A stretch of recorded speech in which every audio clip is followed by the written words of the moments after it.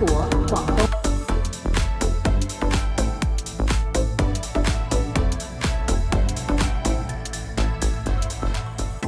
Hello， 各位觀眾，大家好，我係熊仔啊！熊仔咧喺大亞灣同埋淡水呢度咧，都係做咗10年嘅地產啦。而家咧就開始拍一啲淡水同埋大亞灣呢邊嘅筍盤俾大家介紹下睇下。如果係大家感興趣嘅話都可以聯繫熊仔睇。今期拍咧第一條視頻咧就係一個一方天地。一方天地呢個樓盤咧就係19年交樓嘅一個次星嘅樓盤。門口咧就係龍海一路同埋白雲路呢度交界處內環路呢度龍海一路搭巴士站對面就有一個巴士站七路線，即係搭深圳沙田14號線嘅話係15分鐘，如果係自己揸車嘅話10分鐘咁就應該到㗎啦。搭巴士嘅話就2蚊雞呢個樓盤嘅地段就係唔錯嘅。如果係大家去香港呢嗰邊過嚟坐深圳過咗關之後坐深圳嘅地鐵，然之後再巴士過嚟都係幾方便嘅我哋可以睇下呢個樓盤，呢個樓盤咧係分3期開發嘅而家建好嘅咧就係1期同埋2期，一共係有12棟嘅1期咧係1至6棟後尾咧第2期咧就係7至12棟。而家路睇下嘅話，地商都有咩啲4嘅嗰啲士多仔同埋而家開緊嘅一個潤萬家嘅生鮮超市。呢度生活都係幾方便嘅。如果係大家買餸可以過去嗰個新寮市場，大概係800米咁。如果近啲嘅話，都有一個白元坑市場。學校嘅話，後邊嘅話就有一個地九小學都係公立嘅。如果大家用唔到嘅話都冇事，但係買咗呢個樓盤之後下一個如果係到時候要賣嘅話，學校呢個都係幾重要嘅。咁我哋而家入去屋苑裏面睇下，我哋入嚟屋苑裏面啦睇下呢個小區嘅嗰個老年活動中心4樓高玩嘅都有。而家呢一排咧就係2期嘅，同埋呢邊呢2排都係2期嘅。今日睇嘅呢個屋苑咧就係128個方，地價就係79萬，就冇咩價錢可以傾噶啦。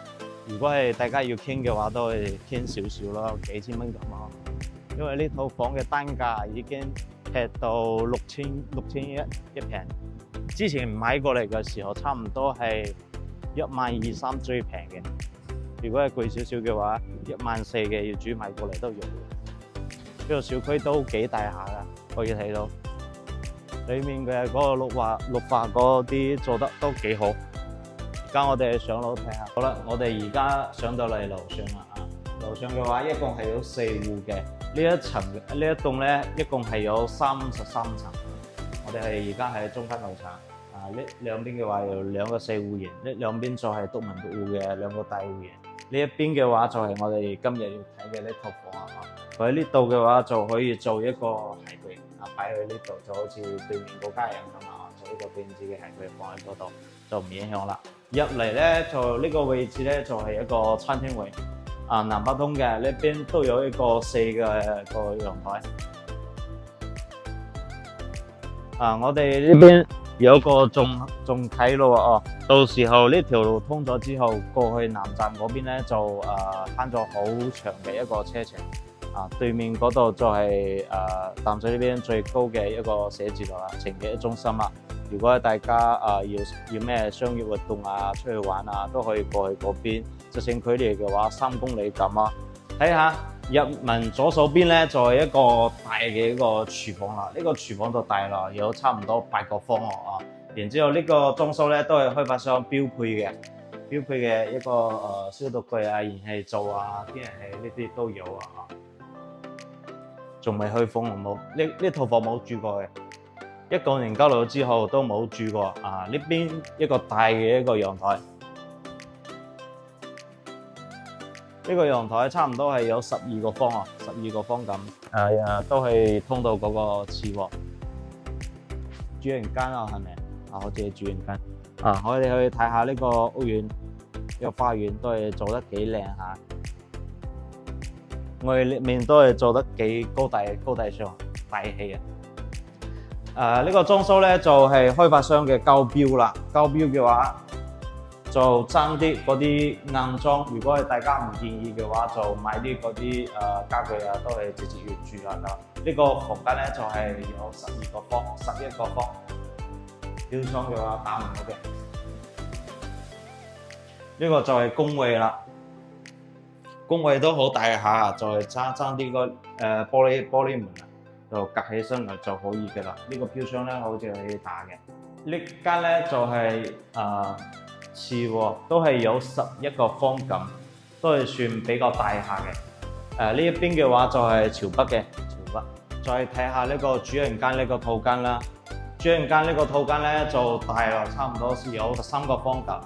加埋呢個洗手間嘅話，就有差唔多18個方咁。呢一間房呢個咧好多人裝修咧係咁嘅。呢邊可以打咗佢，然之後呢邊做嗰個玻璃窗封起身啦然之後呢度陽台再做一個擺嗰啲洗衣機啊嗰啲櫃啊電子櫃，然之後封起身。咁呢個主人間就大咗好多噶啦。呢套房係128個方，79萬。買嘅話冇咩稅費咯，只係一個契稅，一個契稅嘅話差唔多就係8000蚊，9000蚊咁。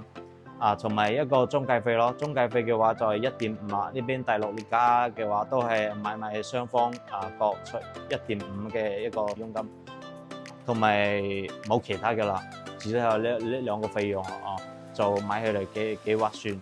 但係咧呢套房因為佢嘅價錢比較平只係單價差唔多6100，所以只可以一次性嘅，所以先至有呢個價錢。呢個小區都有其他嘅戶型。89嘅3房2廳1衛嘅，同埋2房嘅話就係81嘅。大少少嘅111嘅，同埋115嘅，同埋125都有。同埋4房、5房都有嘅。如果係大家中意呢個小區想玩呢個小區嘅筍盤都可以聯繫熊仔。呢邊嘅話都有嘅。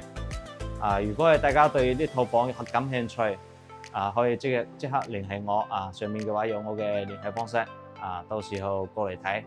好，呢期視頻嘅話就拍到呢度，下期嘅話再見啦。